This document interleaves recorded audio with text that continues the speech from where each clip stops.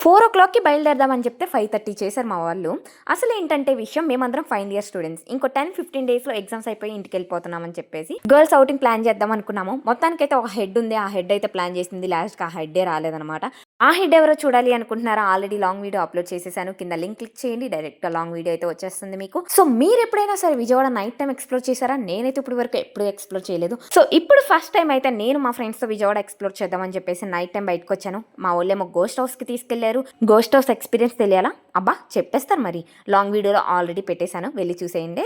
ఇంకేముంది బయటికెళ్ళామంటే ఏంటి ఆటోమేటిక్‌గా మన కళ్ళు ఫుడ్ మీదకెళ్ళిపోతాయి. ఇంకా అలా ఉప్పు, కారం వేసుకొని ఒక మామిడికాయ తిని, మళ్ళీ మనకిష్టమైన జిలేబీ తినేసి, ఇంకా నడుచుకుంటూ వెళ్ళిపోతే ఈట్ స్ట్రీట్ అయితే తగిలింది. ఈ ఈట్ స్ట్రీట్ ఏమో రారాయ్ అని పిలుస్తుంది. మరి అది రమ్మంటున్నప్పుడు నేను రాను అంటే బాగోదు కదా! అని చెప్పి ఫ్రెండ్స్‌ని తీసుకొని ఈట్ స్ట్రీట్‌లోకైతే వెళ్ళిపోయాను. వెళ్ళగానే మనకేమో ఐస్ క్రీమ్ ఇష్టం కాబట్టి ఐస్ క్రీమ్ ఏసేసాము. ఇంకా అంతే వెంటనే పానీపూరి కనపడింది. పానీపూరి తినేసి అయితే వచ్చేసాం.